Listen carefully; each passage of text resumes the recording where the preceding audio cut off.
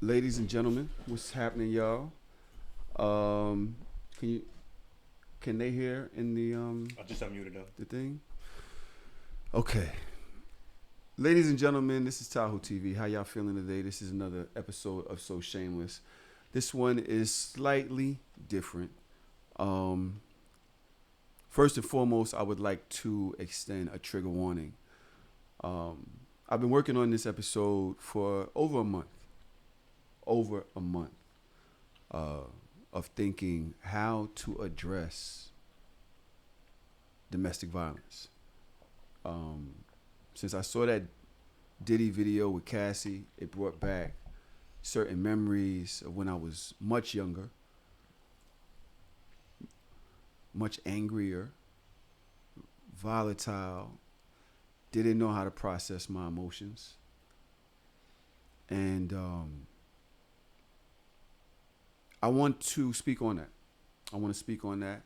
Um, Earnestly, honestly, and transparently. And I will explain why in a few. But first and foremost, I would like anybody who out there who has been through this, and I'm sure it's a lot of ladies, some men who have been through these types of situations. I want you guys to know that I am doing my best to show you support today by this admission and hopefully get somebody out there who has a history of that, who feels those boiling emotions in their blood to say, yo, I need to stop. I need help. I can be okay. And I'll explain that later. I am joined here by uh, an advocate for domestic violence, Shanita Francis. Hello. Hello. Introduced to me by a young man in the community, Marlon Rice, who just has been doing a lot for the community to bring us all together to, just champion the black um, community here in Bed-Stuy. Hi, how are you? I'm good. How are you? I'm sweating already. I'm sweating from my hands Yes. to my underarms, my ass cheeks. Yes. A lot of people told me don't do this episode. A lot of people told me don't do this episode. You know, I spoke to my mother about it. Actually, I spoke to my aunt about it. Got And I said, well, with the subject matter, she actually watches my stuff. It's funny because she Okay. watches the other stuff too. She's like, well, when that pops up, I just turn it off. So I'm a grown woman. I know what it is. I don't need to hear it. She's like, I how do you think these cousins of yours got here? Yeah, exactly. And but when I approached her about this and where this goes, the episode is titled "History of Violence," and that is not by mistake. Yes. First of all, I would like to say, before I say any of that, I'm 100% responsible for my behavior. I am 100% responsible for my behavior. I would like to break down subconscious feelings or imprints or whatever else, but you are responsible for how you treat other people at Absolutely. all costs, at all stops. There's nobody else that can say, hey, because you did this to me, I did that. Like, it's in there, but at the end of the day, you chose this. Yes. And you chose to continue it. You chose to not seek help. You chose to live in it. You chose to embody it. You chose to threaten people with it. The do this or else. That's you. The or else is you. Your effect on people is you. It's not because of something that happened to you. You know what I'm saying? It's not because you're a Pisces. It's not because you got ADHD. There's a certain moment in your life where you have to say, yo, I'm responsible for my behavior. And that's what I'm trying to do today. I want to tell everybody out there, no matter what I say in this episode, no matter what questions my advocate here has for me. And this is going to go, we have several episodes of this week. This one is personally just about my experience. But no matter what she pulls out of me, and I don't know what she has on those cards over there, I want to say, first and foremost, I am sorry for my behavior. I've done so much to try to walk it back. I think I've lived in it, right? I think for the better part of my life, I felt guilty for poor behavior. And I think I'm not sure if I felt I deserved better because of my history of poor behavior. Yeah. So instead of reaching for better, I kind of just held on to being the worst so that nobody could take that. You know, as long as I'm here, you can't really, if I accept being the worst, what can you do? I think when you're in those domestic violence things, a lot of people don't want to go to therapy because then you got to accept that you did wrong. Mm-hmm. You don't want to seek help because then you got to accept that you're trying to be better, but you identify as the worst. So I don't even know if there's space for me over there with better. Like, that's a whole different world that I got to be a whole different person. Yeah, it requires a lot. Therapy is scary. I remember trying to go in church, and I said this on the show before.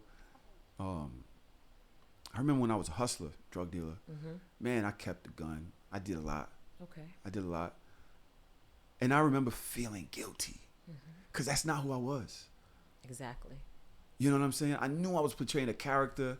The money was what it was, but this ain't you. This is not who your mother raised.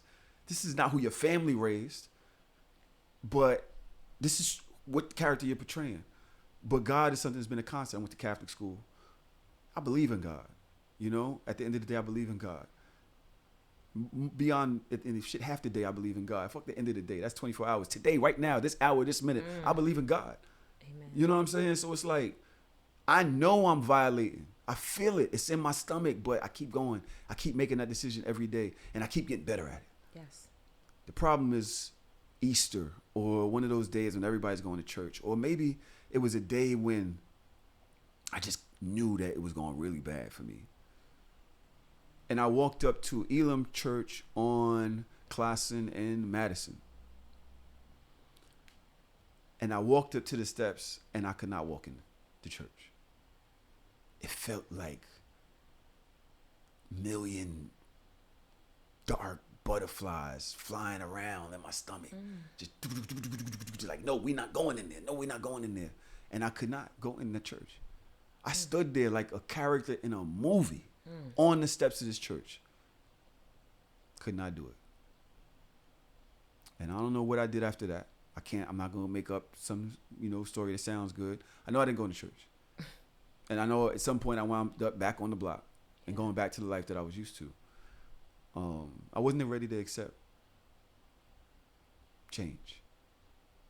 Well, I can walk in the church today. Amen. You know what I'm saying? And I can speak to people today because I'm not the same person today.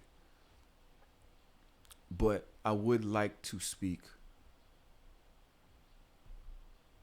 about where this came from, where it started, that energy that I was talking about in my stomach. Yesterday was Father's Day. Mm-hmm. I've been an advocate for fathers so much, right, on this show. Mm-hmm. And I was speaking to my life coach, and we did a panel together, and something, I keep saying it because it hit me like when they said it. Your values are a result of your trauma.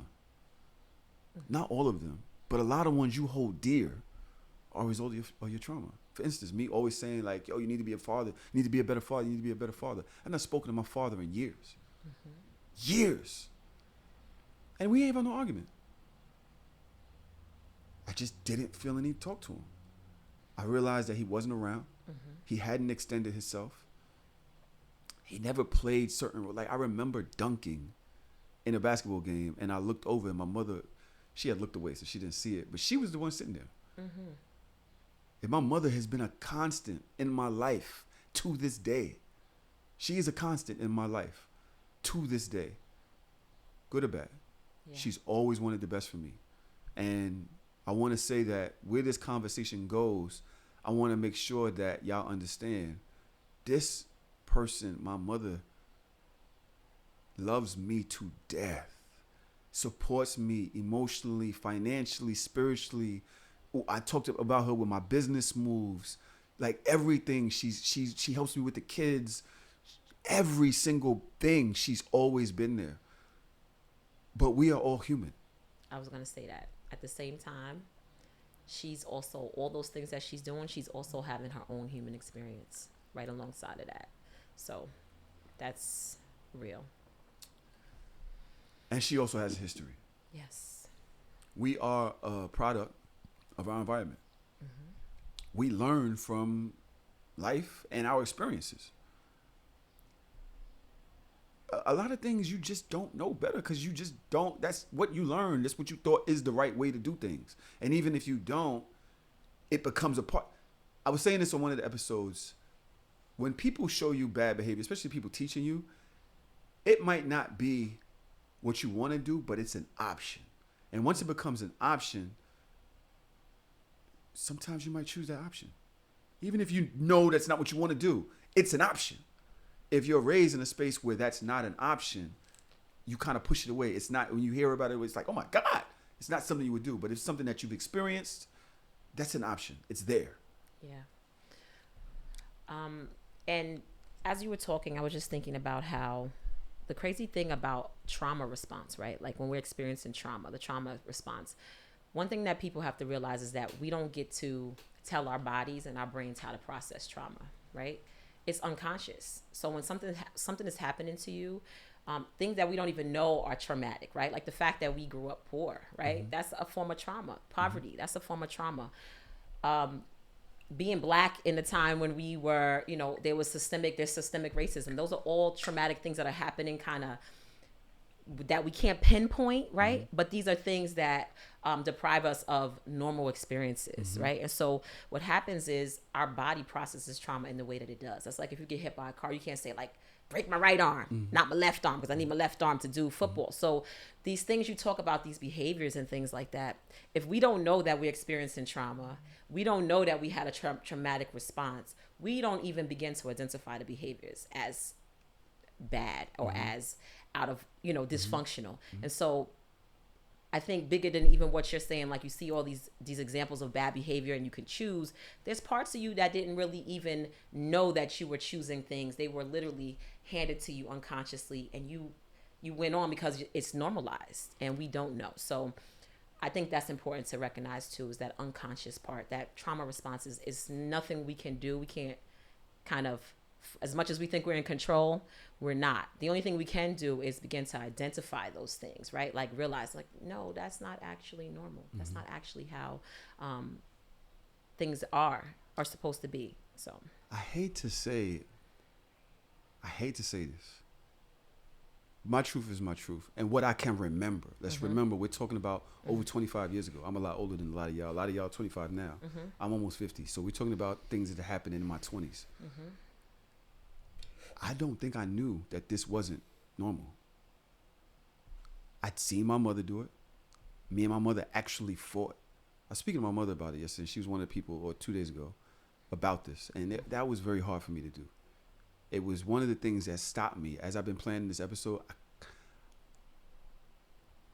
I knew that I was going to have to speak about a history with my mom that was uncomfortable in this episode. yeah, And I love her so much, and we've grown so much, and she's fragile. yes, That's my I don't want to do nothing to hurt you, right?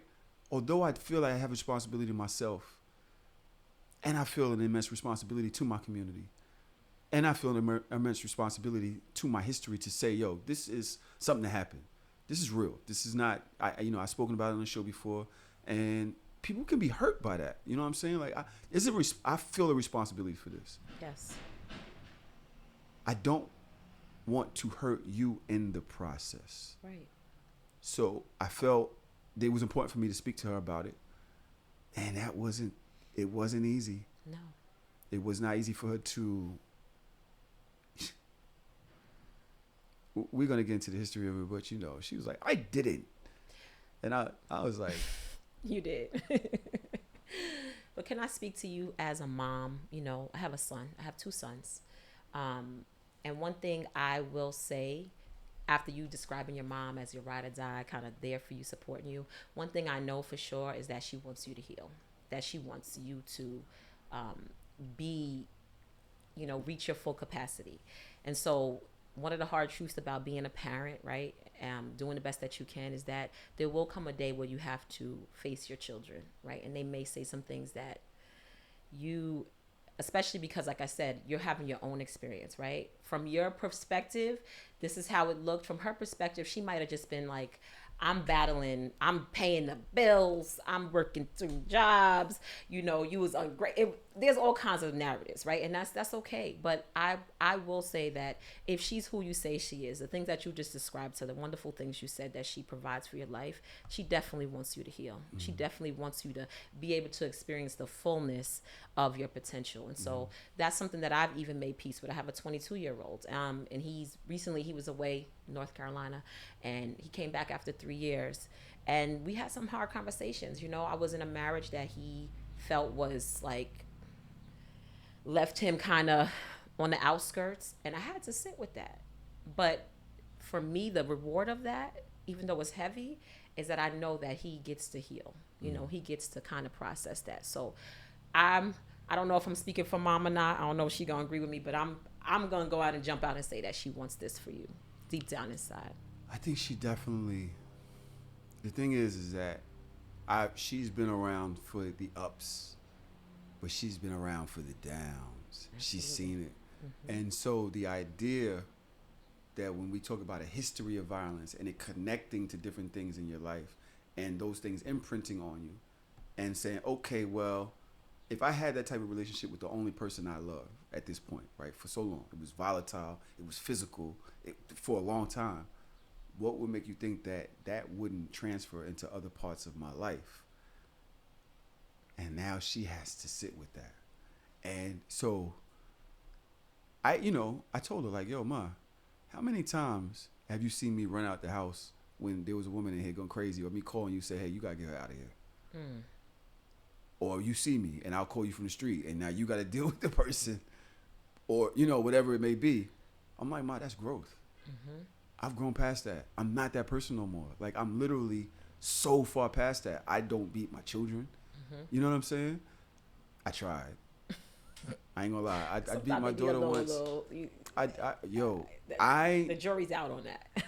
I spanked my daughter one time, and I understood it's gonna hurt me more than it hurt you.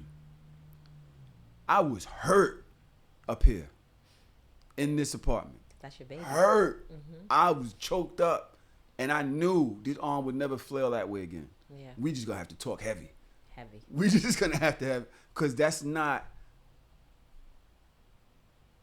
me. That's not you. That's not how I feel about you. That don't feel right. That's nah. It doesn't do anything but instill fear. That's it. So it doesn't really do anything but instill fear in our children. It's not what moves the needle like people think it is. A lot of people bring up the fact that I was beat as a kid and I survived. I'm like, in spite of, not because, in spite of, but definitely we are progressing towards more non-corporal, right? Because where did we get that from? We have to think about that. Where did we get that from? That's not even that's not just one of those things that we have just internalized and normalized as a part of our culture. That's what Black people do. That's what we do, right? We spank our kids.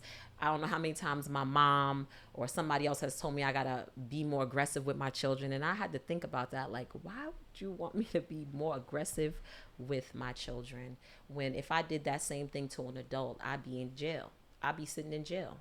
So that's something to think about that we have really normalized in our culture. Where does that come from, though? Like, all right, say it comes from slavery, fine. Mm-hmm. But how do we take that helm and use it against our defenseless. And then there's the whole spare the rod, spoil the child thing. Like, I know we have somebody coming in to talk to us about this week. Yeah. Mm-hmm. So maybe we can save that question for them. Okay. But the whole raised with fear thing Mm-hmm. versus raised with love, I remember walking into my friend's house and seeing how his parents was with him. Mm. And even that was traumatizing because I had to go home. And now I'm not having the same experience. And now it makes me feel a way about me. Do I deserve different? Is my reality different? You know, and I walk with that now. Just off of seeing different. Because then they not doing that over there. I don't have to go through that. Right. Right. They don't have to go through that. Right. Right. Why do I? Yeah, that's a good question. Let's dig into that. You see, you got those cards over there. Yes, What you got going on? So I wanted you to tell me a little bit more about, I know you brought up your mom, you brought up your dad. Let's kind of walk through that. What did that, so when you think about your kind of earliest feeling of like this pain or this feeling of that you talked about, like almost, I don't want to call it abuse, right? I want to say this feeling of discomfort, or this where you kind of realize that you were experiencing something that didn't really sit right with your spirit. What's your earliest experience, or walk me through that? I can't say so boom, right? As a kid, like you said, you don't know this isn't normal.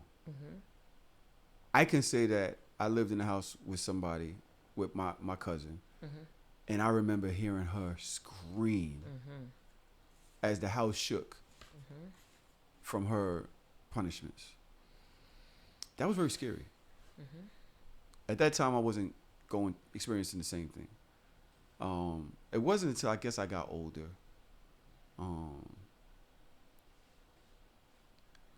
And I'm me. Right. Anybody who watches this show can say, yo, I know y'all say it about my girl, my fiance. Y'all say, I know she be beating you. Why do you say that? Because I'm a lot. I'm a lot. Okay. But I've always been a lot. Okay. There's not a person in my life from junior high school that's not going to say, yeah, that's him. That who is on that television, that's really him. He's bugged out. He used to slide across the floor. He can't sit down in school. He used to run around, do kind of stuff. I remember one time I put a crumbled coffee cake in my friend's dreads in the middle of everybody. Everybody's looking like, why would you try? But let's play chicken and egg here, right? Let's play that. What do you think? Do you think that was as a result of your experience, or that your behavior was kind of like that was nature, and then that heightened the situation and kind of caused you to get that treatment? I often wonder about that. Yeah. Because before junior high school, I wasn't like that. It's so crazy that you said that. I was such a calm kid, easygoing. I remember this one day, and I hope this isn't this, because this is going to be crazy. But these kids from the block, they chased me in the house. I never forget that. I wound up getting them. Well, I ain't going to say I got them back. It was the first time I felt fear from the outside world. It was a nut thing where they wanted to hurt me, and I didn't understand why. I thought we was friends. And it was at my grandmother's house, and they chased me in the house, and I was scared to come outside. I never felt that way before. But before that, I remember being very happy. I remember being very happy. I remember being happy to see my mother every day, running down the block, meeting her halfway down the block. I remember disappointment when my dad pulled up and told me he was married. And I did not know who he was married to. I'd never met the person before. I was definitely felt like what do you mean? And why wasn't I invited? Mm. And this was at 5, right? 6, 7 years old. Like, what do you mean? That was the first time I realized that somebody I love can not love me the same. Right? That was like how? I thought we was like this. Like, even if you only come get me once a month, I don't care what she says. Right? Whatever. I love my dad. Yeah. But the minute that you could tell me that you went and did that, that taught me something about our relationship. And I don't think I got over that. I don't think I ever got over that. I want to revisit what you said about that incident with the people chasing you into the house. And I think it's important that we understand that a lot of our decision making, right, and a lot of our behaviors kind of stem from where our nervous system is, right? And so there's this process called fight, flight, or freeze, right? And when you mentioned that that was your first time really feeling this sense of fear, it's almost like my brain started thinking like, did that fear get lodged into his body, right? Because a lot of times you said like now you are just doing random things, right? And those could have been protective mechanisms, right? Because our body doesn't want to feel that fear again. Our body is, if our body gets stuck in that flight, fright, or freeze, we're constantly making decisions from a place of defense, from a place of fear, right? And so you might see your friend, you in a cafeteria with a bunch of people, and you know that there's an opportunity that somebody might do something to you. Somebody might call you out on something. Somebody might notice that your clothes ain't what you really, or that your hair is not the way you want it to be, or that you don't got the latest sneakers. So what do? Right? You're not realizing you're actively in a fight, flight, or freeze. You perceive a threat before that even there might not even really be one, right? Because your body has been constantly through that cycle, it created a neural pathway where now you are living in what we call a survival mode, right? We call it survival mode. You're living in that space. And so you perceive threats all around you. And your response is actually to your body's response of feeling fear. Like, I'm not going to let nobody get me first. So I'm going to just crumble this, and then everybody going to be like, oh, conflict avoided. Nobody can get to you. Nobody can hurt you in that moment. So that's also something to think about when you mentioned that. I promise you, I think that's what it is. You mentioned that. It's yo, when I think about it, I started to try to become, and everything in my life, I can say I started to become the things I was scared of. Absolutely. Consistently. It's so nut to me that you're able to draw that line, because I wasn't bullying nobody when I was young. I didn't even care. Like, I was a loving kid. And I always say, and the people who listen to the show will say, I always say, like, yo, what did you do to that little boy that you used to be? Like, why did you do this to that little boy? And I don't know. I never really was able to. You might have thought you were protecting him.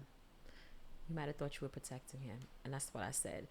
Our nervous system is big. It's like, that's one of my things that I always talk about, healing your nervous system, because we as people, Black people in general, we have experienced so many things that have caused us to be in a flight, fight, or freeze state, right? And over, we're releasing that cortisol. Every time it's literally, it was a protective mechanism, right? Like back in the Stone Age, or back in those days, we needed that to perceive danger. We needed to be able to, but if you're having that constantly, right, living in that space on a daily basis, like I told you, the fact that we live in poverty, the fact that some of us grew up not really knowing where things were going to come from, you're living in fight, flight, or freeze every single day, right? And so your body is literally stuck in that space. And that's not really, you can't make decisions out of love, because if you fear for your safety, the only thing you're thinking about is your safety. You're not thinking about, well, I really want to make sure she's okay. And I want to make sure, this person over here gets what they need. You're thinking about protecting yourself. So just think about how that would really feel and play out in real life when you're walking around trying to protect yourself. And that's it. Because nothing else happens until you feel safe. And that shit is a boiling, that fear? Yeah. first of all, fear is way bigger than 4 letters. It's a huge word because anger can come from it. Yo, like you can literally fake a whole lifestyle based off fear. I remember my friend who's a doctor now. He's been a doctor for 20 years. He fought all of the Decepticons in front of me. Who are the Decepticons? There was the gang in Fort Greene. They used to carry. I'm not from Brooklyn. They used to carry little hammers. Okay. And beat people up with the hammers. Wow. Like you know, you got the big hammer, but you know, in the little workshop, toy set, you get the little wooden hammers, the little small ones about this big. They used to carry those and hit people with it. Well, one day, we're on Green Avenue in Adelphi or something like that, somewhere over there. They come storming past. It's about 15 of them, and one of them picks up a rubber band and hits him in the head with the rubber band. You know this nigga picks up the rubber band and hits that nigga back? Nigga, it's 2 of us. They start jumping him. I'm standing there like stuck. My whole body stuck. Obviously, I probably should want to jump in, but I couldn't, bro. I could not move. And that takes me back to, but it's so funny because now I became them. But he wasn't scared of them. And so he went and became a doctor. Wow. Powerful. He didn't have those stops like I need to become them because he wasn't scared of them. So he went way past that. Like that was just a moment in time for me. I ain't worried about them. And he went and followed his dreams. Where me, I was trying to conquer fear for the better part of my life. Like ain't nobody, I'm not no punk. And that's what I got kicked out of Hampton University for fighting. Okay. Went straight to, I didn't go straight to the streets, but it was always a thing of conquering this big bad. Well, I'm gonna be the big bad wolf then. Right, because you're not gonna get me. You're not gonna get me. You're not gonna get me. Yeah. So I wanted to ask you, because we're talking about this concept. We talked about some of the root causes, but what is your idea of what abuse is, or what violence? Tell me how you process that. What is that like now that you've been able to unpack, right, some of those things? What is your understanding of what that actually is?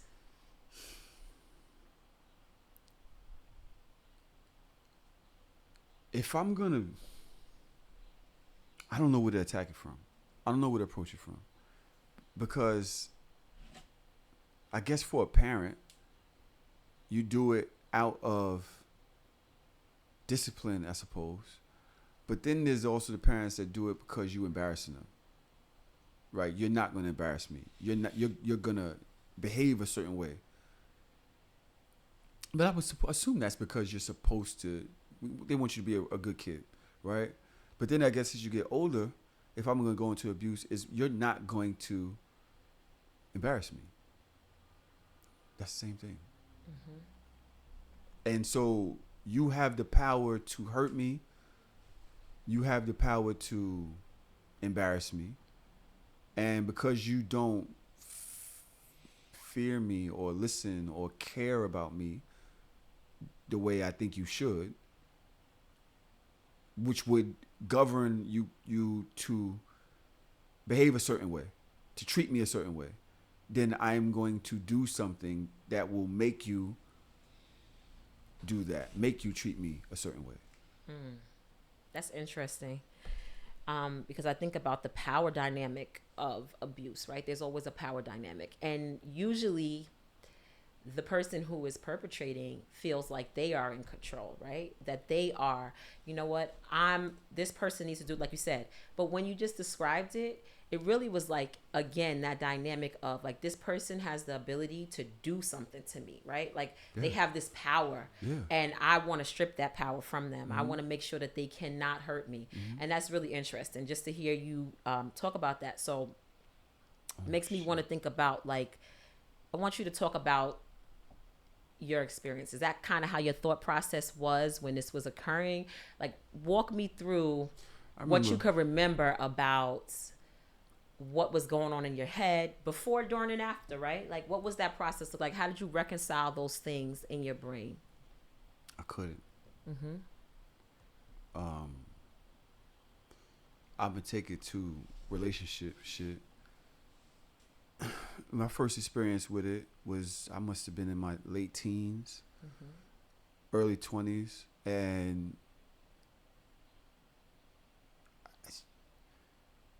she would just like mess with other guys and stuff, and do things that would just be like super embarrassing, like super like I'm gonna say embarrassing because that's the word we're using right now, but because I didn't think about it back then like that. I thought of it as disrespect or whatever, but it was always like some shit that just made me feel like you ain't care about me, made me feel like you just didn't have my best interests, and I can't really tap into why it went there. It was what I was used to, though. I will say that. It was what I was used to. It was what I was used to from my mom. Like, when we get into stuff, she would get physical. And that's how you get what you want, right? That's how you get a person to act how you want them to act. It was what I was, it was an option. Okay. Afterwards, I can't even say I was human. Really. Because it's almost like you deserve that. Right now, when you talk about it, what is your feeling about the level of justification for that, right? Even to this day, like if you think about podcast culture and like the girl, this, that, and the third, there's this narrative, right, around women and what they deserve, right? Like some of their actions or how we kind of throw them away when they're promiscuous, or, there's justifications to disrespect them when they may be like hypersexual or have these different things attached to them, these narratives attached to them. So as you speak about it right now, and you talked about her, a lot of people will be like, she cheated, she was cheating on you, she was whatever. They might actually, that might still feel justified. I saw that this weekend. So that's what I'm asking you. Did you see that clip? What? No. I'm pardon me cutting you off. Did you see the girls in Miami or whatever? No. There was a girl, I think they're married. Okay. The other girl must have gone through her phone. And she saw that she had posted. So, you're twerking in the club. I got your phone. I record a video you twerking. She posted on her Instagram. And a guy that was some sort of mutual or somebody that they had spoken about before commented on the video. She commented back. The wife, or let's say, right, because they're married. Two women are married, so the more aggressive person sees the messages and goes off, beats her, slapped her, beat her, did whatever, threatened to kill her on Instagram as she's telling her. You saw this, right? Yeah, I did see that. That she's like, you gonna do this to me? I got your name on my neck. Rips the chain up her neck. She has a shirt with her name on the shirt. She's like, yo, all this so you could be a dirty bitch. All of this so that you could, I'll take care of you. I do everything for you. Why would you violate me like that? Just to go be with some nigga that's not gonna treat you, gonna treat you like shit. This, that, and the other. And everybody in the comments and on Instagram is like, on Twitter, they're like, yeah, I get it. She going off. This is your birthday weekend. And she gonna be out here talking to other niggas and letting other niggas act like they got access to her and all of this. The girl go gets a knife and was like, bro, I'm not gonna make it back to Philly or Baltimore this weekend. I'm probably not gonna make it back if I don't get away from this girl. She gonna violate me like this. She violated me. And she's like, I should murder her, bro. Maybe I should murder her, bro. Toro, did you see the story? Yes, sir. The girl go gets a knife and like waves it. Just a second. I got the video of the knife. Chills. That's crazy. Waves it. And the girl, the wife runs in the bathroom. So she's trying to push herself in the bathroom. And the girl's like, yo, I'm a good person. I wouldn't do this to you. I wouldn't do this to you. The one locked in the bathroom trying to escape the threats. And the one on the outside that has felt violated is like, but why would you do me like that? Why would you do me like that? If I love you so much, why would you treat me like that if I love you so much? And that is comparable to me back then. Yeah. That is that I know that feeling. But now it's like, but does this person owe you blood? Do they owe you why you can leave? That's like, why take it that far? What about you thinks that you can control this person's actions physically?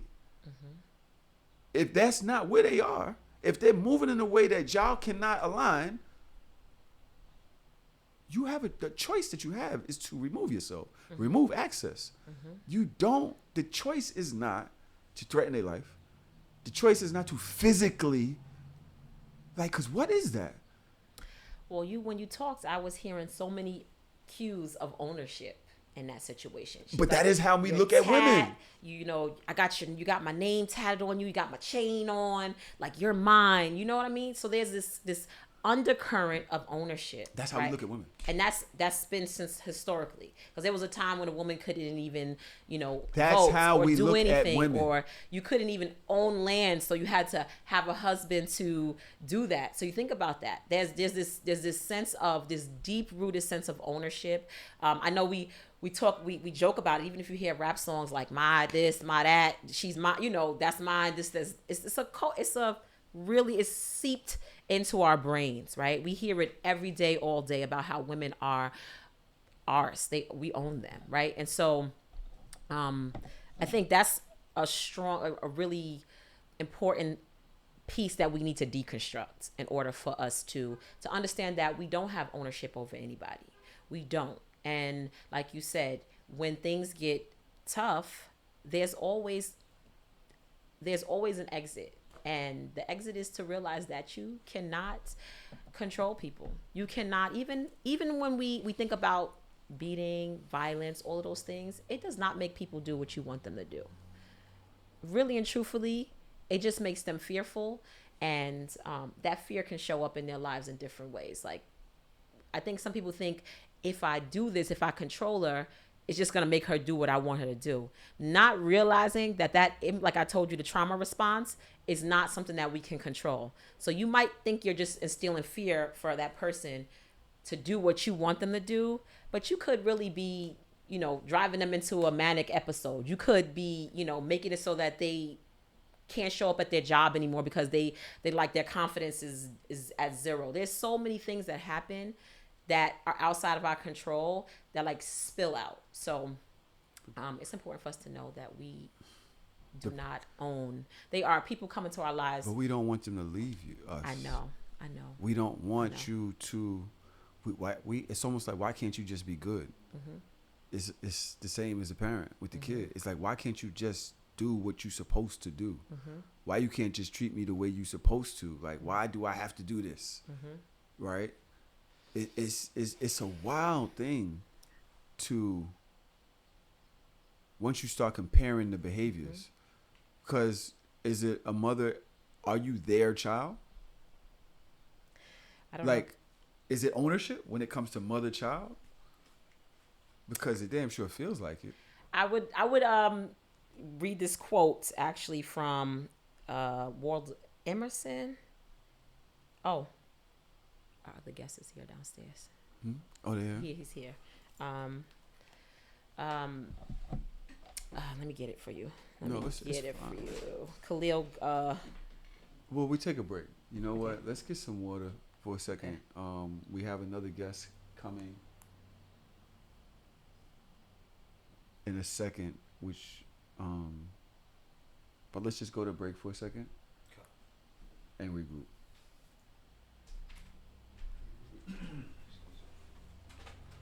All right, now how are we going to do this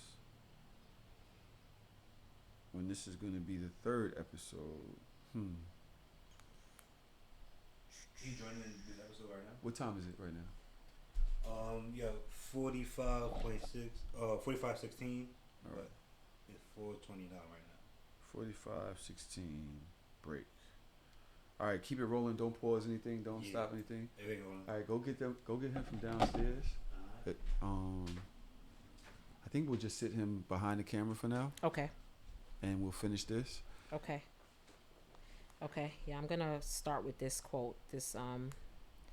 So that when we start, just open it with the quote, Okay. right? Okay. I would like for you to definitely start getting into your cars Okay. more. Okay. I think that we've done a great job so far. Mhm. Okay. I do want you to get those off. Okay. Got it. You know what I'm saying? Mhm. Got it. I like where we are though. Okay. I want to do that. Tell me who you are part. Mhm. I think we can after we talk about that. I'm gonna start from Do it. Don't tell me. there. Okay. Do Got your it. thing. Got it. Got it. Got it. Got it. So it's okay Right. for me to just push past. 'Cause I And wanted now, to give you space to share. I didn't want to be now like it's a, do your thing. Okay, Right. got I it. want to showcase this, but I also feel like you have an agenda in those cars, so I want to get to that. Right. I love where you are with this today. Okay. You're doing a great job. Thank you.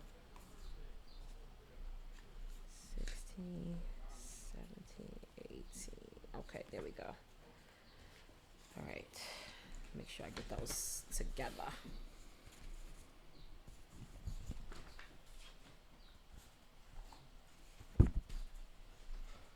Dathan, What's happening, how brother? are you? All right. All right. I'm gonna ask you to sit back there for a second. We not finished doing the first episode, Cool. so just observe and everything. Okay. And bathrooms in the back if you need to use it. Okay. Um, Alright, thanks for having me. Absolutely. What time do you have to leave? Before 4.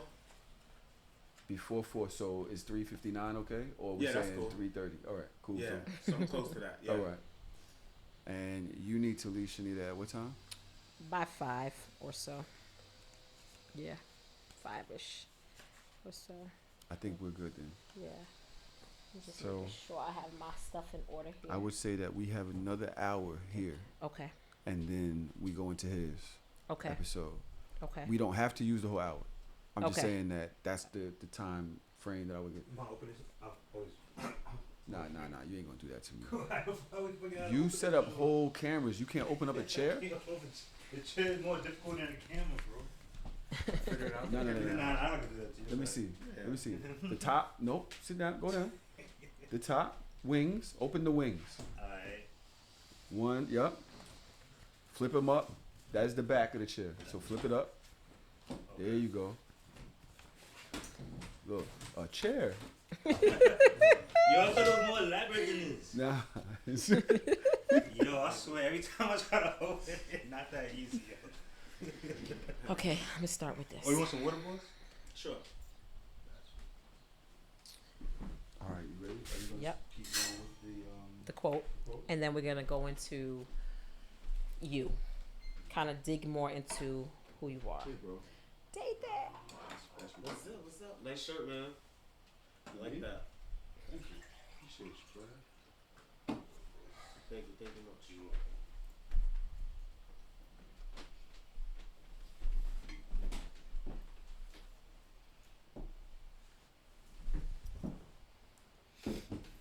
You gotta tell Michael chill.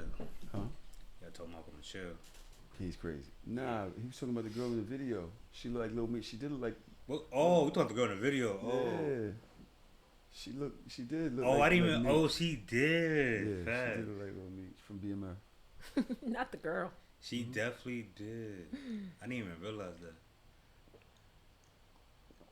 Anytime you're ready. Are you gonna read it? Yes. And so what you said reminds me of one of my favorite kind of poems from Khalil Gibran. And he says, "Your children are not your children. They are the sons and daughters of life's longing for itself. They come through you, but not from you.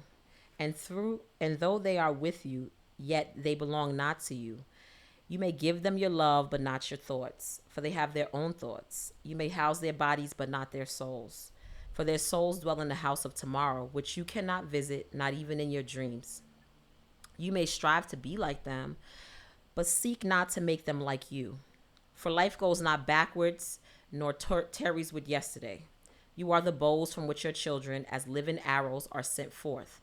The archer sees the mark upon the path of the infinite, and he bends you with his might, that his arrows might go swift and far.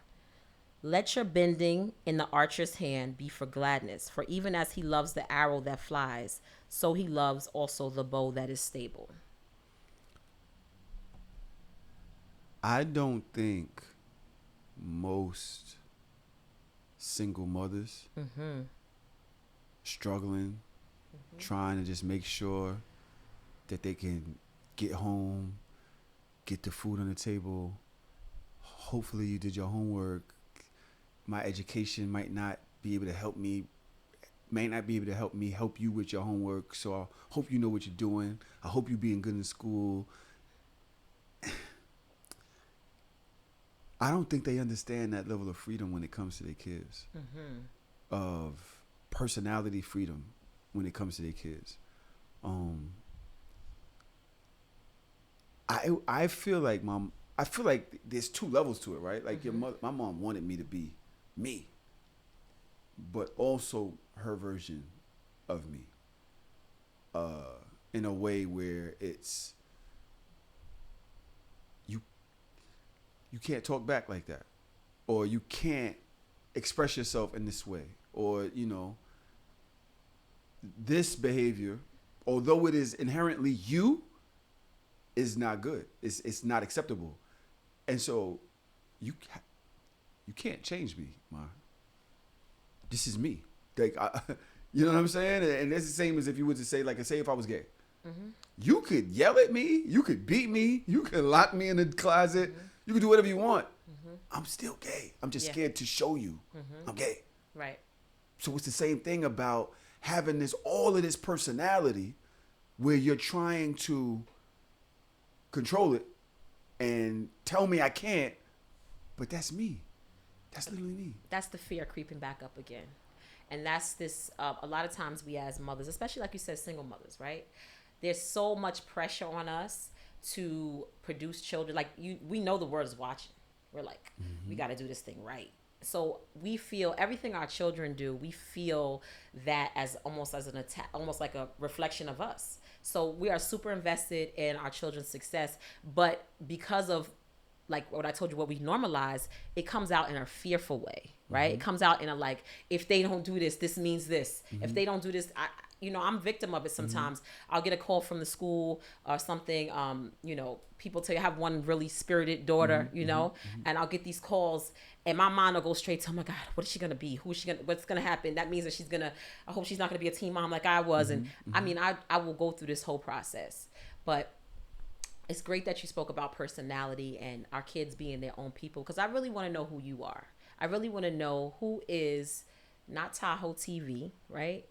I want to know who is Sakai.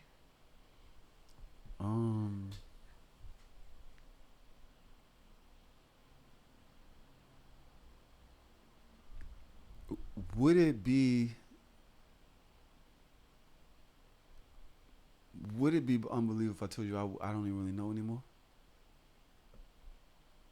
It's not unbelievable. Because, I was thinking about this recently. Say the character that I built when I was in my 20s for streets. Then there's the character that I built trying to not be the street anymore. And then there's the television or the person, the guy that you see on Instagram, right? But then deeper than that, there's this people-pleasing guy that doesn't want anybody to not like him anymore, which is kind of the opposite of the guy that didn't want anybody to like him. So where am I in the middle of all that? Like, am I really the people-pleasing guy? Is this me? Like, all of this, like, say, when you do all of these things, are you trying to not feel guilty anymore? Is that you? You know what I'm saying? Like, I think that I inherently just want to be loved.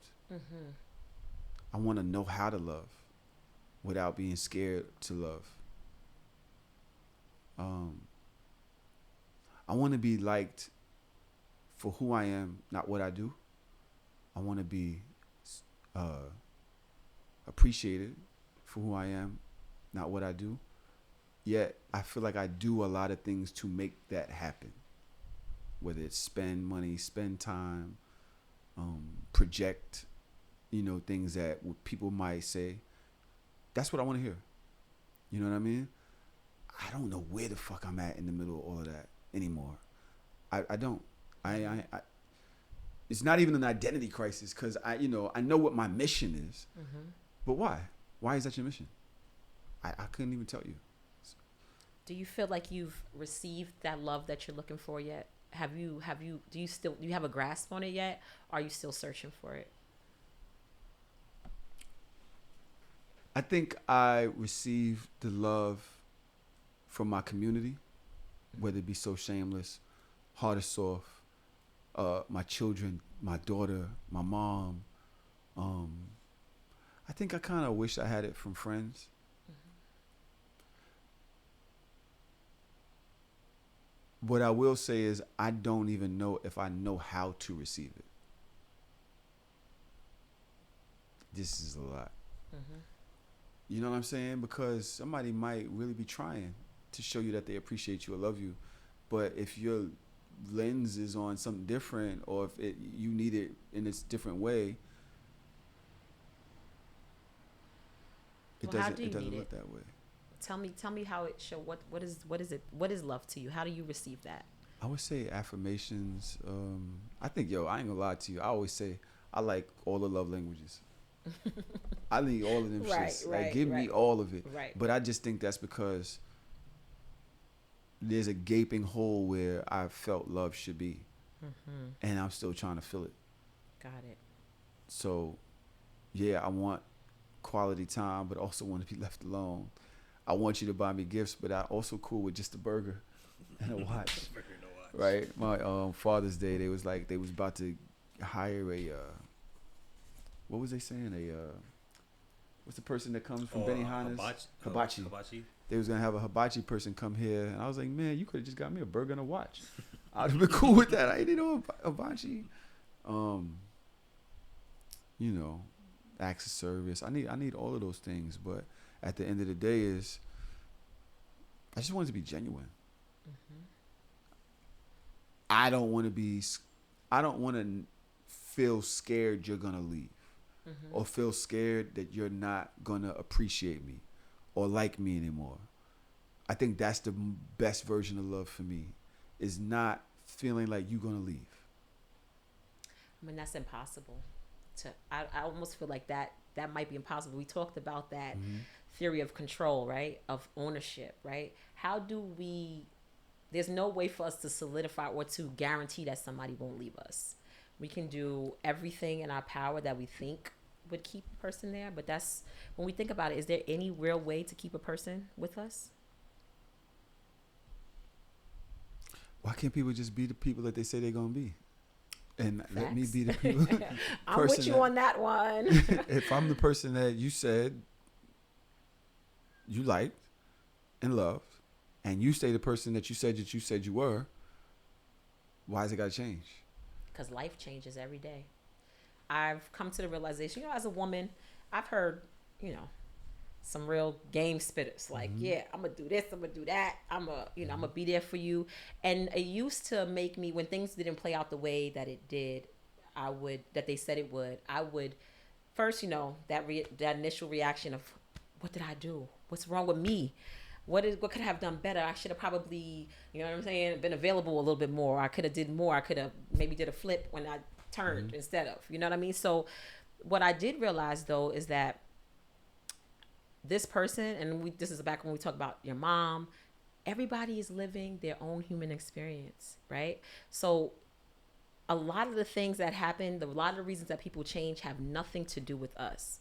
Nothing to do with the fact how much love we gave them or didn't give them. They are full human beings. This is how I'm learning how to release that feeling of like, you're mine and you said you would, because you know what? Maybe he woke up and he's decided he don't want to.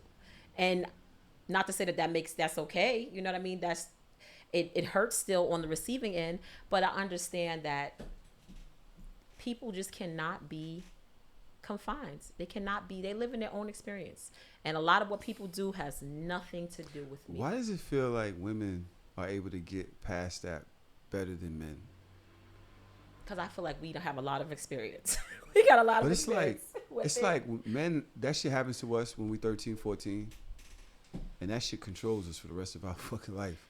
And it's like, now, if I let you, right? So I go through the rest of my teens and 20s, like bitches and hoes, and I ain't no simp, and you know what I mean? You ain't gonna get over on me, you know, and then you let that one person in, because you'll have all of these experiences with women, but you ain't really letting them in. You're this character. You're this alpha. Right. I get pussy. I gets the box. You know what I'm saying? You ain't gonna use me. I ain't gonna be no food nigga. You know what I'm saying? Listen. You gonna be something though. Right? You in the phone saved under something. And then you let that person in, and they can't just do you anyway. Yo, I trusted you. I'm vulnerable with you. I showed my friends, you, my mother. You can't just be talking to my friends, or you messing with somebody from right there. Like, yo, I trusted you. I ain't trust somebody since the 7th grade. Right. But these are the conversations more men have to have openly, right? Because I think that character is the dominant narrative, right? I'm going to be honest. I just realized, like, as being a boy mom, I'm like, oh, men are layered. They actually, it's not what you think. Like, you know, growing up, seeing men from a perspective of dating them, I was under the impression that they were like, kind of like these monolithic, you know, creatures that just want to have sex and like get money. You know what I mean? Like, that's it. They don't really care. You know? We do. But I'm, as a boy mom now raising a son, I have a 22-year-old. I see his whole process. I'm like, I can read his emotion. I'm like, oh, he's going through it. Like, he's feeling like he's up and down. He has his moments. He cares, you know, about what these women think about him. He cares about these things. And I think it's going to take men to shift that narrative, though, for other men, right? It's going to take men to help other men to kind of tap into that vulnerable part of themselves. I see it, but I don't really have understanding of the full process of it. You do. And it's like conversations like this is what is going to help do that, be that paradigm shift that, like, look, we are human beings who have a full human experience. And I want to say this. If I may cut you off, I know you want to get to your cards. I know you have these questions or these, you know, things that the process that you want to take us through. To the guys out there, I was going somewhere with this, and I just want you to, before we move on, I'm not sure if we're going to be able to return to this. Just because you perceive that she violated your vulnerability does not mean that putting your hands on her is going to stop her from doing that, or it's going to save you from them feelings. Yo, own those feelings. But you can't physically do nothing to her. Like, that's not going to change nothing. That's just going to make her resent you. It's going to make you resent you. And she's just going to get away from you as soon as possible. Like,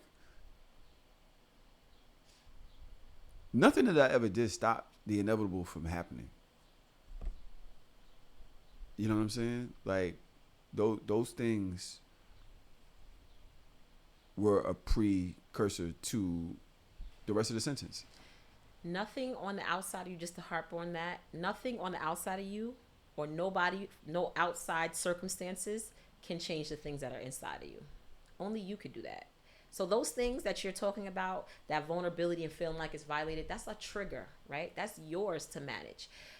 No matter how many people you have around you, no matter how many women you get, no matter how many people tell you they love you, that doesn't, I know people think that might make you feel this thing inside feel better, but it doesn't, right? It doesn't. The only thing that changes that is your decision to change that inside, is to work on that internal thing. There's nothing on the outside that can actually change that experience that you have in and that inside. Goes for men of across all ethnicities, you know, everywhere. Because if you look at Diddy and what he did with Cassie, he just scared she was gonna leave. Yeah. He was scared she was gonna be with Kid Cudi. He was scared that she wasn't gonna look at him the same anymore. And so he had to do what he had to do to control her. He felt this is what I need to do to keep you, because if not, I look weak. I feel weak. I feel Besides like a becoming the loser. man that she want him to be. That's the key right there. You want to keep her? Keep growing.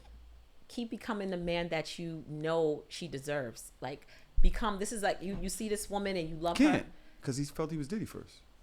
Right, he was already at his pinnacle, right? Like, I'm Diddy. You need to love me for me. Yeah. Like right now, who I am now. I'm not willing to change for you. I'm not willing to do those things that you're asking me to do. I'm not, because I'm Diddy. Yeah. I'm that nigga. Yeah. And a lot of us go through that. A lot of us, when you got your Benz and you got your Rollie and you whatever, and I met you ain't have nothing, and then whatever, I got your boobs done, whatever it may be, I buy you clothes or whatever. You supposed to love me the way I am. I can't change for you, because, like, how absurd is that? And plus, emotional maturity and emotional wellness is not something that's been coveted for men. It's not something that's, shared as something that you should strive to be or do, right? Like you said, it's about getting money, have the money, have the cars, have motion, be that nigga, you know what I'm saying? Like, have the swag, all of these things, get your body right, do all of these things. But nobody is saying, if you really want to tap into a woman and you really want this woman, Be a better person. become a better person. Learn how to manage your emotions. You know what I mean? Learn how to connect with her on a level outside of a physical nature. Like, learn how to do that. And that's how you keep a woman, y'all. Just put the pin in that right there. Keep a woman. Let's go. So, yeah. Let's keep going. Yeah. I'm interested to see what you got over there. Just to dial it back, because I don't think we really hit on what your actual story is, right? Like, what you talked about, this violent past that you had. Can you just kind of give us an overarching understanding of what that looked like, what that Well, time was like in your life? in my 20s, I think the most that I would identify with abuse when it comes to relationships is a situation where me and a girl, my girlfriend at the time, we together for about 4 years, and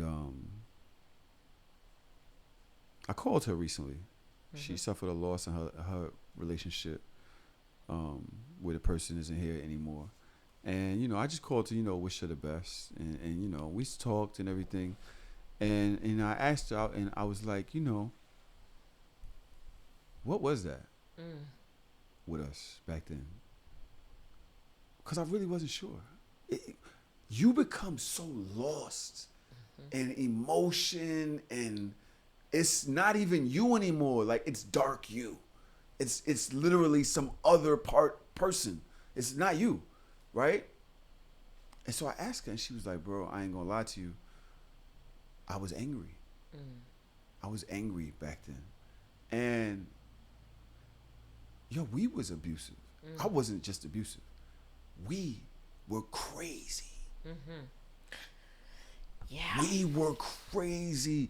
And we felt like Bonnie and Clyde. Yeah. We felt like we was the only person there for each other. Trauma bond. But when I tell you, when it went bad or when it got bad, it was horrible. Yeah. But we still slept next to each other every night. We put the bandages on each other's wounds. You know what I'm saying? Like, it was nuts. I've seen those videos of the people fighting and then they in bed together or they drive off together or whatever.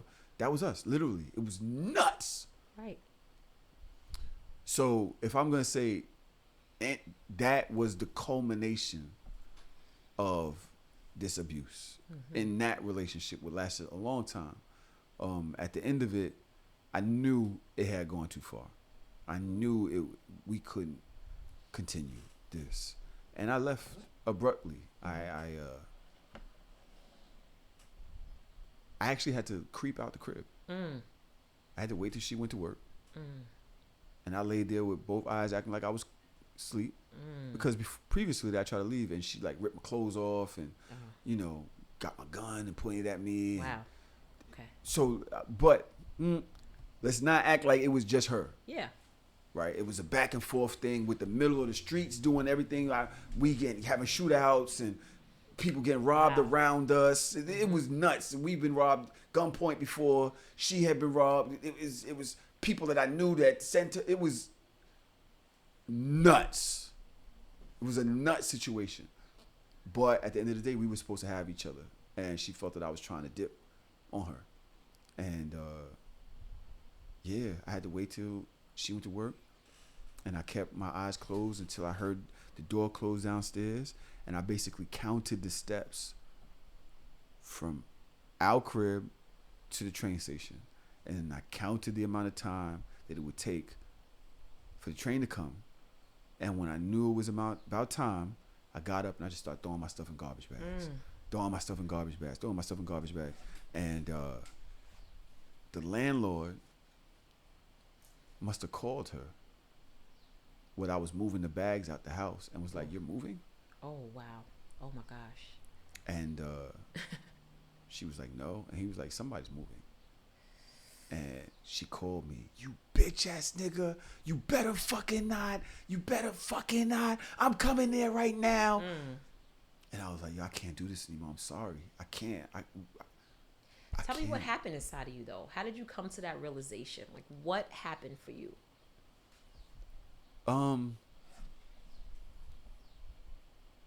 I went to trial for attempted murder. But I didn't do it. Okay. But around that time, I had to examine who I was. I knew people that I knew came to court and testified against me and said it was you.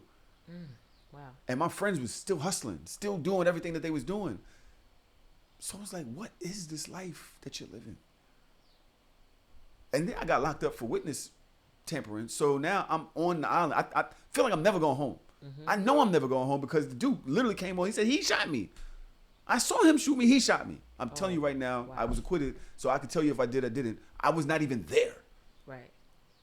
But I see, because I had done shootings before, stuff like that, I see this is where my life is going. This is my life. This is your life, right? And I lost so much weight during that trial, and my hair, I couldn't even get a haircut. I just didn't feel like it. My life energy was gone. Everything that I lived for, I just stopped believing in it. I just stopped believing in the streets. I just stopped. Like, everything was just like, yo, this is whack as fuck, bro. I probably didn't even talk like that. I probably was talking, this is really bad situation. I had lost all of that. Yo, my nigga, like, that shit was gone, bro. He said, I don't even You know want to what I'm talk saying? like Like, this. I don't even no want more. to, yeah. I don't even want the lingo. No, Like, I was eating nothing. string beans. I want Yes. everything my mother told me to do. What you want, I was kale? like doing, Let's yes, do it. give me, yes. Organic, let's get it. But I got acquitted by the jury. I was acquitted. And we were going home. I asked her, so we got in the car. It was me, my mother, and her that got in the car. She's driving us back to the neighborhood. And I don't think she realized how much has changed in my head while I was going through this, right? And she started arguing with me in front of my mother about my baby mother testifying. Really? Okay. I've been in jail for 2 months for something I didn't do. I look like shit. I can't even believe I'm outside right now. And when she did that, I asked her to let me out the car on the corner. And as I walked down the block, I noticed niggas still rolling dice, and this crackheads were still running from side to side of the street. She became part of what I had to get away from. Ooh, that wow. fast. Because I already knew. Once I seen that, I was like, nobody cares. You was out here going crazy, all these shooting outs, and you the enforcer, the block, and all this. When you was sitting in that cell, you was like, Nobody cares. nobody. And Yeah. now you got to go back to this house where there's a fight waiting for you that you don't even want to fight. You don't, that's gone. I didn't have that in me no more. So when she started the argument, I seen, like from the outside looking in, who I was, who we were. And I just couldn't do it no more. I didn't have it in me no more. But she was still living the life, right? She's still doing everything. So it was at that moment that things just started unraveling for me. You know, I just stopped coming outside, stopped caring about money like that. I wanted to get a job, you know. And I just started making plans to escape. I had to make plans to escape. And so that's what I did. So let's talk about that journey after that experience, right? Like where you kind of had that aha moment. You seen kind of were able to see outside of yourself and look in, right? How did you then? How did your healing journey look after that? Like, what were the subsequent steps that you took?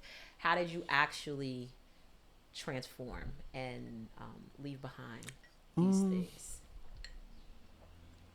It took a time. It took time. As far as just with when it comes to domestic violence, it took time. If we're gonna be, I went to prison. I came home.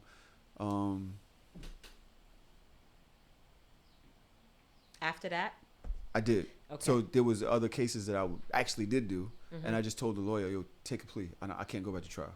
Okay. I can't be in the court. I can't just take a plea." He's like, "Yo, we could win." I'm like, "I don't care. I need a vacation anyway. Just send me to jail Right. for as little amount of time as I can go, but I don't want to be out here no more." And so I took a 1 to 3. Okay. The moment that I realized I could not put my hands on another woman came from my daughter. Got it. When I was in jail, my 5-6-year-old daughter, my mom brought her to see me, and I just couldn't believe. I was looking at her because I didn't really know my daughter at that age. I was a street nigga through and through, and I was a street nigga that was kind of rebelling from my mom.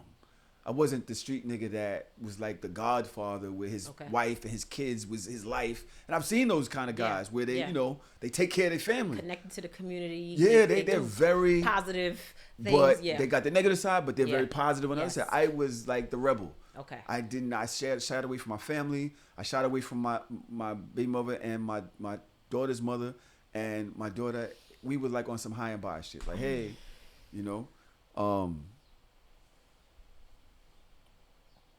and when she came to the prison, remember, I feel like I'm a different person now. And I'm looking at her like, COs are walking by, they, and prison niggas, and I'm just looking like. So when they left, I called my mother and I said, don't bring her here no more. You don't even come here no more. Send me whatever you send me, but don't come here. I'm going to do this, what I got to do, and I'll see y'all when I get back. You know what I'm saying? And so from there, something happened in my heart that said humanity. There was humanity. I found it.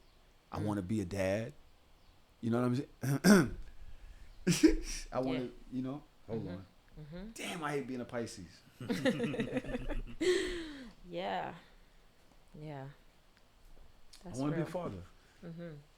I don't want her to like niggas like me.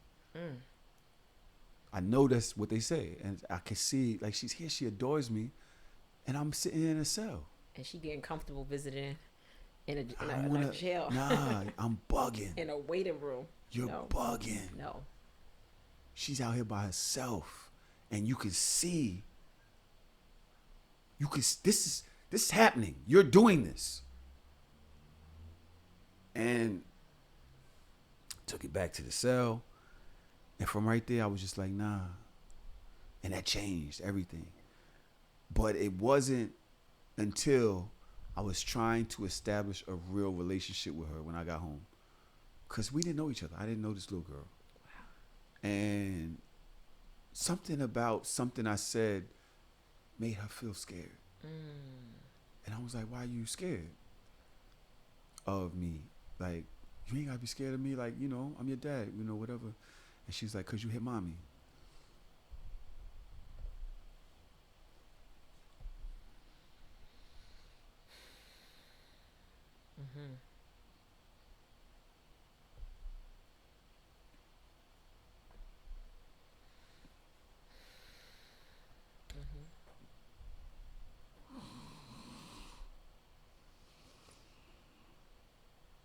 I ain't know.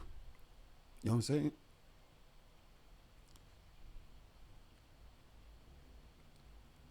But I knew that day what I didn't know.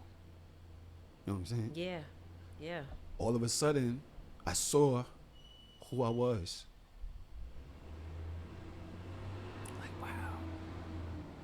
Like, wow. You fell. You fell.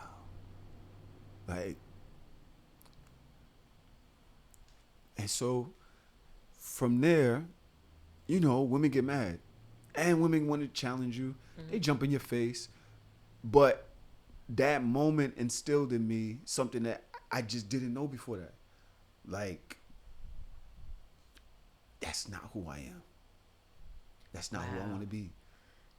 You know what I'm saying? That moment where you separated yourself, that cognitive dissonance All of kind a of sudden, cleared. it you just know? made sense. Yes, yes. Something that I had been taught or that I learned or whatever, I didn't realize you have a choice, and that's just, you have to choose which way you want to go. And I didn't, I honestly, I would, you know, you go back to older episodes, I would say I didn't understand women. I knew girls, I just didn't understand y'all. I hadn't enough life experience to understand life.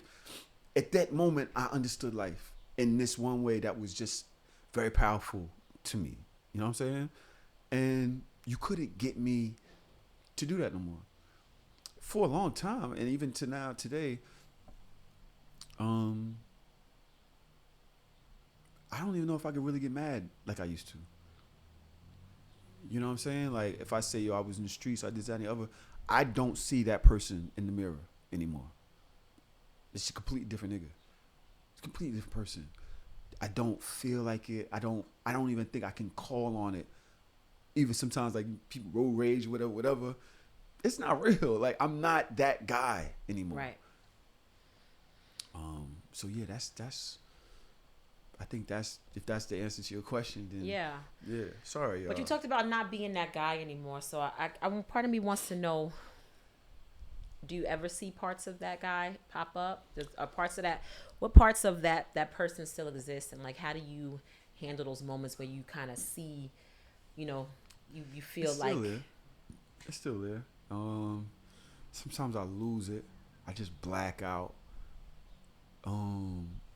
But it's so funny because that option isn't there anymore. I don't black out on my girl, or ladies like that. I guess we have arguments, whatever. But I try my best to say, hey, please don't yell. Let's calm down. Let's talk. Let's take a minute. Let's take a breather. Can we talk later? You know what I'm saying? I try to emphasize those options more than just getting into a high-pitched yelling match with women. But I would say road rage. I think you could see it in road rage. I think you could see it in if you think about the shows I do. There's a level of I don't give a fuck about what y'all think. There's a level of I don't give a fuck about people judging me. I don't give a fuck about nothing. In the way I move, in the way even with my business models, right? And that comes from that. That comes from that street, that raw, that rugged.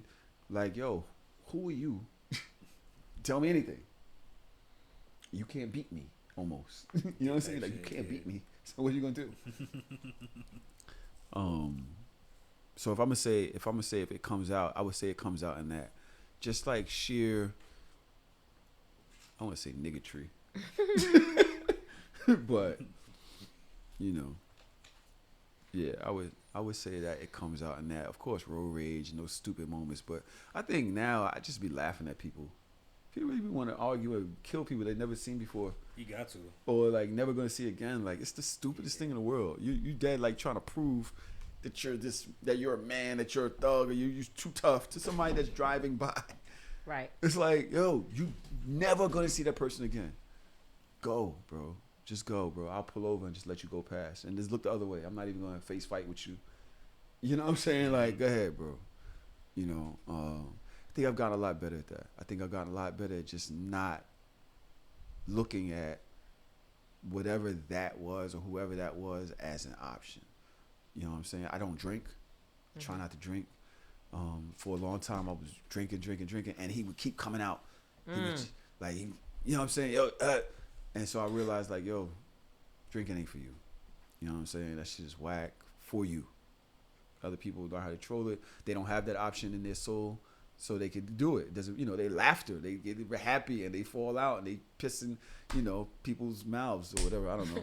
But me, you, that's not good. So, you know, I try to control it however I can. What are you thinking? I kind of wanted to give, because I want you to know what I hear as you talk. One thing I hear that's really resonated with me is that you had this strong inner voice, that you never really felt comfortable in any of these situations that you put yourself in, right? And I kind of want to take a moment, I think, to for you to speak to that little boy, that because I ain't gonna lie, he's brave. I know you think you talked about that other character, that the tough guy, all of those things, but that little boy refused to die. You know what I'm saying? Like, he really refused to leave. He would not. Like, you talk about all these situations you found yourself in, but there was like this voice that was like, "This ain't you. This ain't you. I don't feel comfortable. This ain't what we want." Like, even to see you right now, how the humility that I feel from you, right? The vulnerability that I feel from you. I feel like you've been able to hold on to that part of you, that innocence through all of these trials and tribulations. You talked about jail, you talked about street life, all of these things. So I want you to take a moment to really reach back and tell him what he needs to hear from you, or what do you think he needs to hear from you, or in order for you to reconnect with him, in order for you to really like kind of see the intentionality behind how he fought so hard to stay. There's people that been through all of those things that you've been through that are completely hardened, that are completely like, you know what I mean? They have not been able to tap into that. And I saw, like, just now, really, I seen the tenderness inside of you. Don't call me tender, ma. I'm sorry, not tender. I'm sorry, but it's true. Like, that's not the right word. That's not the right word. Okay, I'm gonna take that back. I'll take it back. I'll take it back. I seen the resilience inside of you. Okay, let me put it that way. I see the resilience inside of you. Me tender. I knew I shouldn't have did this episode. They was right. You're very resilient. That little boy is very resilient. So, what do you want to say to him? What do you want him to know? You know, it's crazy. I've always known that wasn't me. I've always known. That's so crazy. And I'm so glad that it's you that's here. For some reason, I feel like I'm talking to somebody that knows. When you like, yo, there's some niggas out there, that's just them. I was always able to look in their faces and know there's two of us talking to you. There's who I'm presenting, and there's who back there that knows that this is nonsense. This is bugged out. Mm-hmm. And I know that may make me look like a fake nigga. Well, I was a fake nigga. It's like, it is what it is. Because I never wasn't Sakai. Mm-hmm. I presented as Tahoe. I just knew that he was who I needed to get through this situation. And the situation lasted 4, 5, 6, 7, 8 years, 10 years. But it was always to protect. Survival. It was always to protect. Mm-hmm. If I'm going to say what I could say to Sakai. I forgot that little nigga name.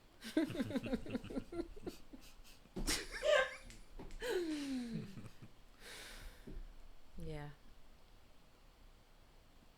I don't know if I feel comfortable doing this, but I just want to say, It's okay to be yourself. It's okay. You ain't gotta be scared. You don't really need me no more. Wow. Yeah. Yeah. Yeah.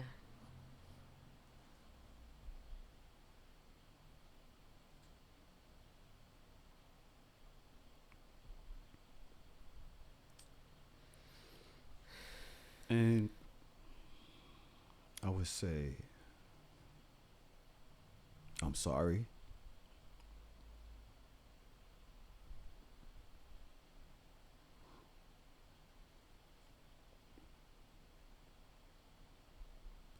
And save yourself.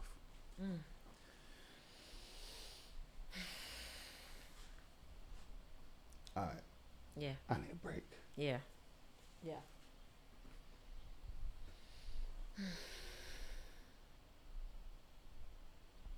Damn. Why you did that? No, that was that was the culmination. That was the thing. That was he needed to hear that. Yeah. I hate being a Pisces. You remember we said we ain't blaming it on our signs though. We not doing that. We're not doing that. It's not about the sign. It's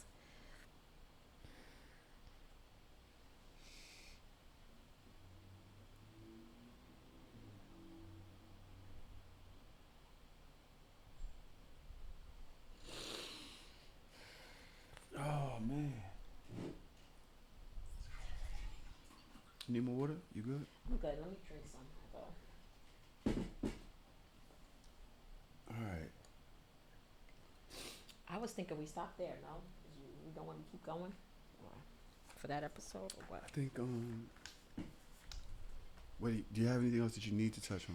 No, because my other questions are really for like about your mother, your father. Although like that's the childhood stuff. That's the But childhood we could stuff. talk about that right during that episode. Wednesday, and then the other questions I have are like the keys, how to move forward. What are we Time. doing?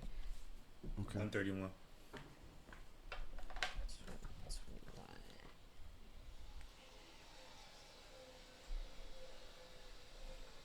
18, Okay, excellent. 21. Shut up, Malcolm.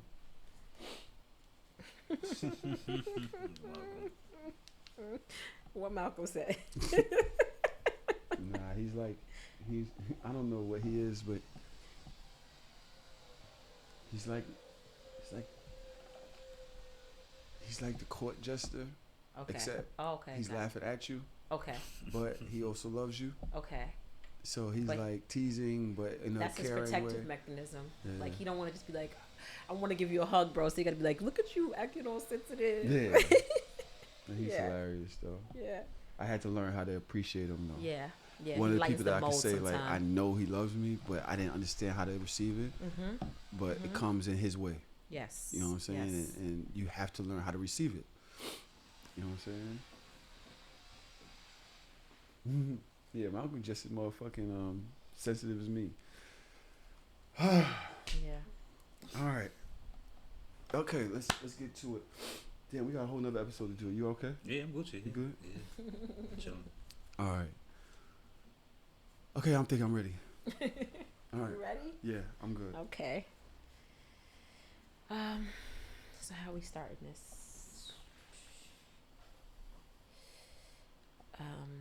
You're amazing at what Thank you you. do. Thank you. I didn't even see it coming. Thank you. These Thank you. questions really getting me Thank you. tapped in, and I think one of the things that I'm gonna walk away with is trying to figure out who I really am without all of the extra shit, without the fear, without controlling people, or like, you know, those things that lead down that road of abuse, because there's emotional abuse too, Mm-hmm. and there's all of that. Mm-hmm. And that all kind of derives from, I think, Mm-hmm. fear that somebody's gonna mistreat you, Mhm. or Reject you. you Leave know, you. reject you or Mhm. leave you.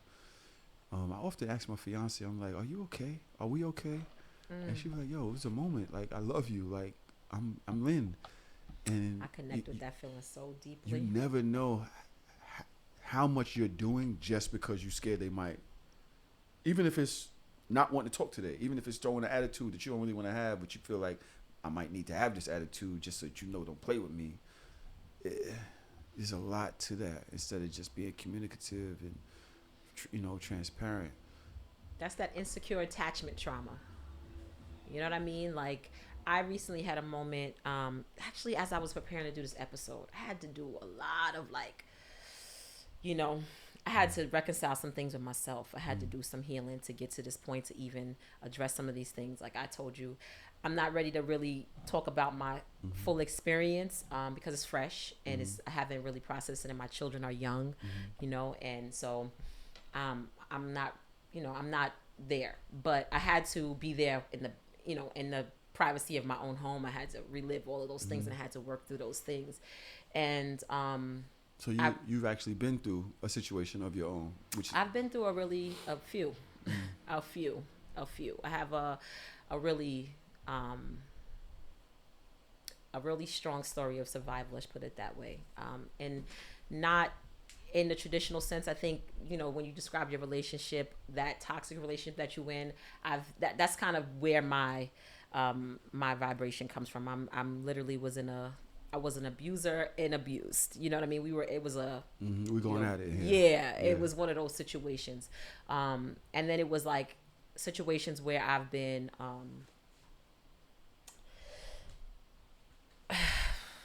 You all right? You need to take that? no. I just want to make sure it wasn't my kids. That's all.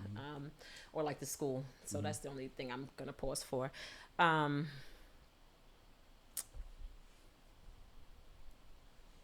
I feel like I've always been on the receiving end of anger and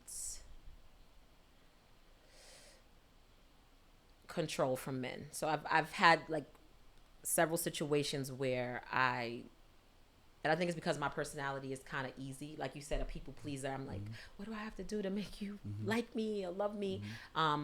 I often find myself in situations where people cannot handle that level of give and take, right? Like, where I'm willing to give that much without them over indulging in that process. And so I found myself in those situations. I found myself in those situations in the past. And, you know, so it's more, but I ain't ready. So we ain't talking about that. Okay.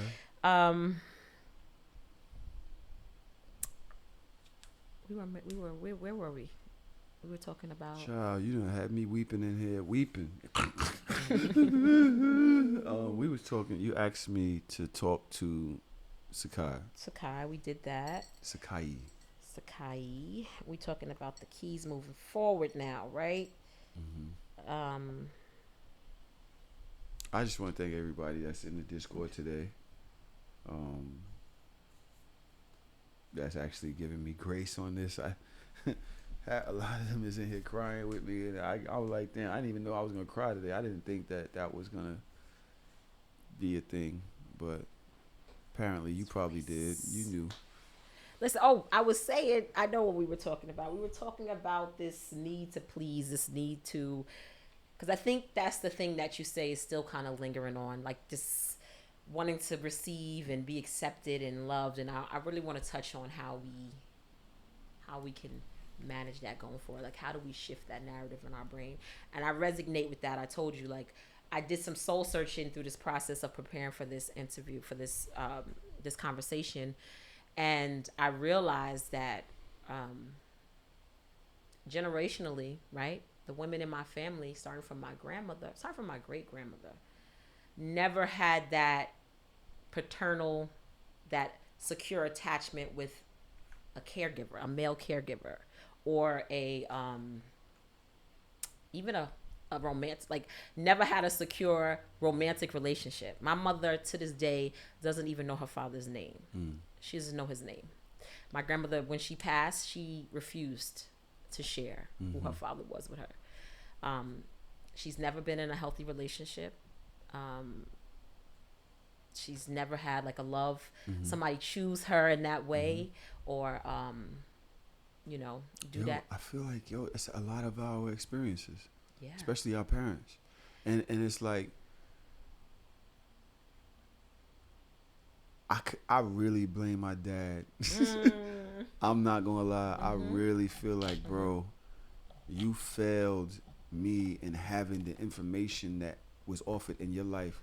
Whatever you learned, I needed that.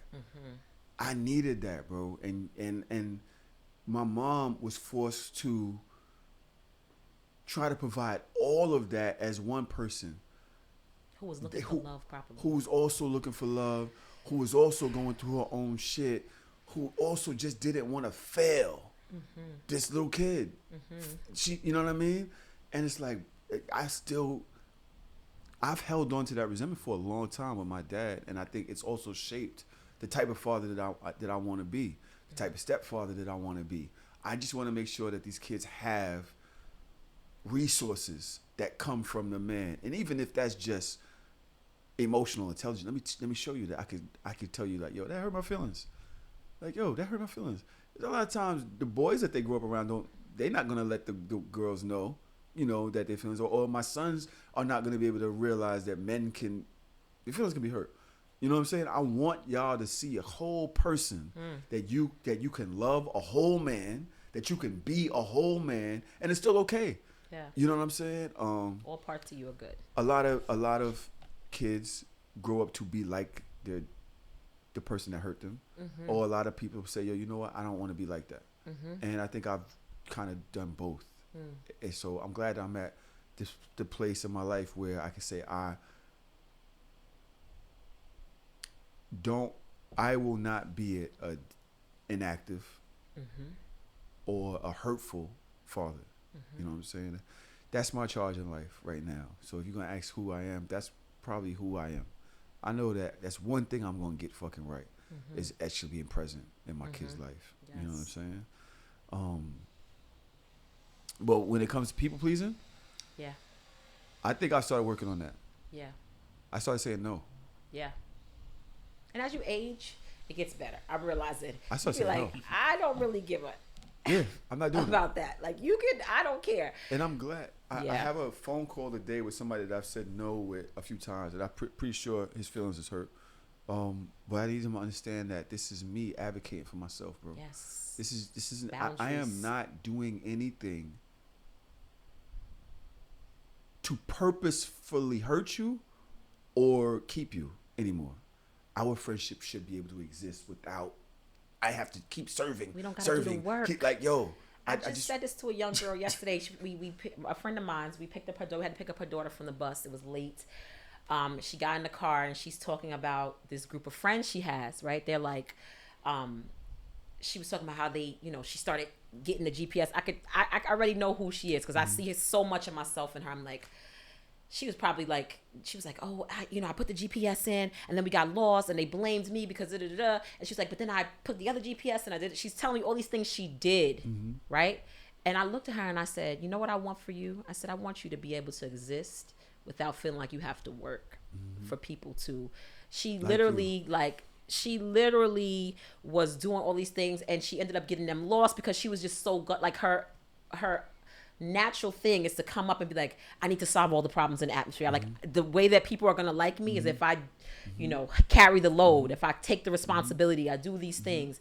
And I'm like, if you are around a group of people where you feel like you have to constantly work, that's not your people. It's not your people, bro. Because they want to see, my people want to see me living a soft life. I ain't gonna lie to you. They want to see me. Child. And I'm gonna tell you something. They want to see me happy and enjoying my life. They don't want to see me working. That's attached to the abuse. Yes, exactly. It's just a different response. Exactly. That this is what you're doing to make them like you, or to make them not hurt you. And that's not sustainable. This is what I just changed the method.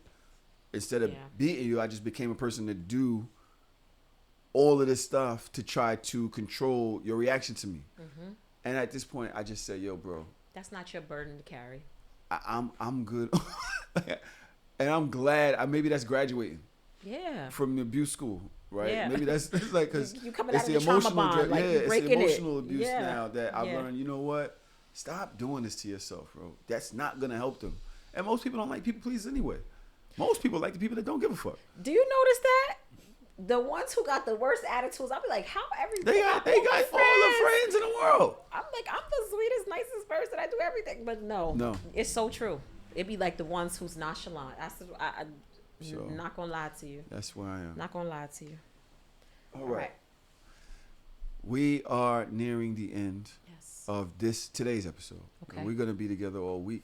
You sure you got enough energy? You gonna bring some paper towels or napkins? I'm built for this. Let's go. You built for this? I got this. First of all, tell these people where they can find you. Okay. Well, my name is, again, Shanita Francis. I have a coaching business, Collective Capacity.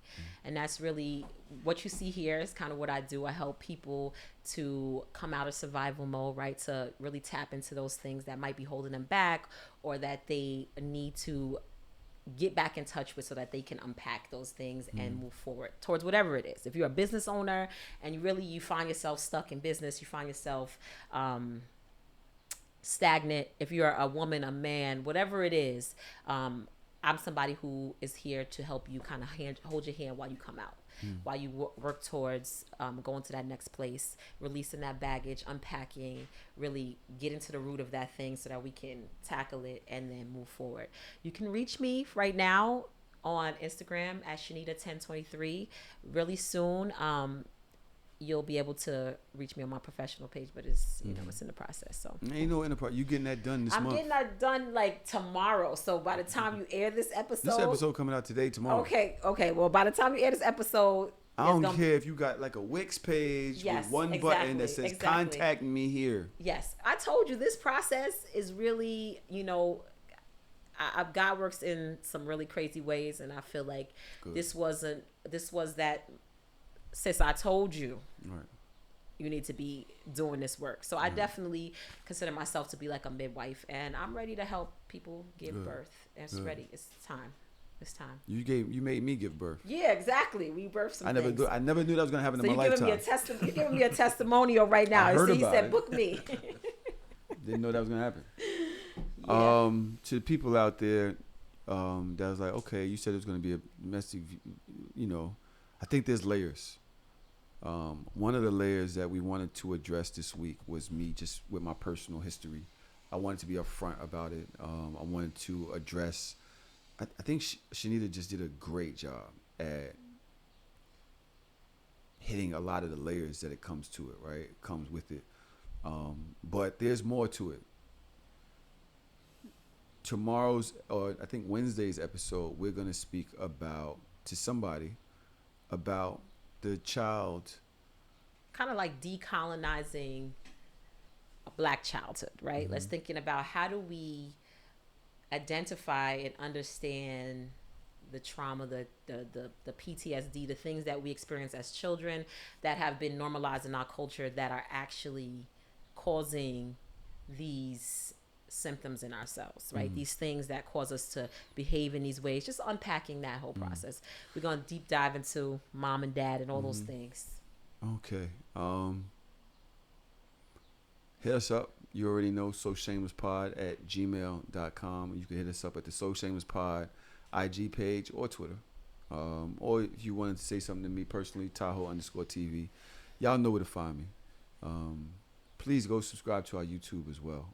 Our future episodes, a lot of our future episodes with Dodge, Trom, and a lot of different guests will be on our YouTube. So go on over there and check it out on the So Shameless Podcast YouTube. I will see you guys in 2 days. We also have another episode this Friday. Wednesday. Right. Who's that? Her name is Danielle Good. With him. Oh, that's the keys moving forward. Like, we're going to talk about how how men who might, we want to speak directly to the men who out there who might be struggling and need support and want to come out. So how do we address those people, right? How do we get them? Interesting. If you locked in a lifestyle, yeah, if you have those thoughts, if you have that past, if you have that pain in your heart and you just don't even know how to deal with it, we're bringing on the keys. The keys. We call it the keys. The keys. Brother Dathan Jones. To discuss options. Yes. And what you might be going through. I'm trying to lock in with y'all. I'll see y'all soon.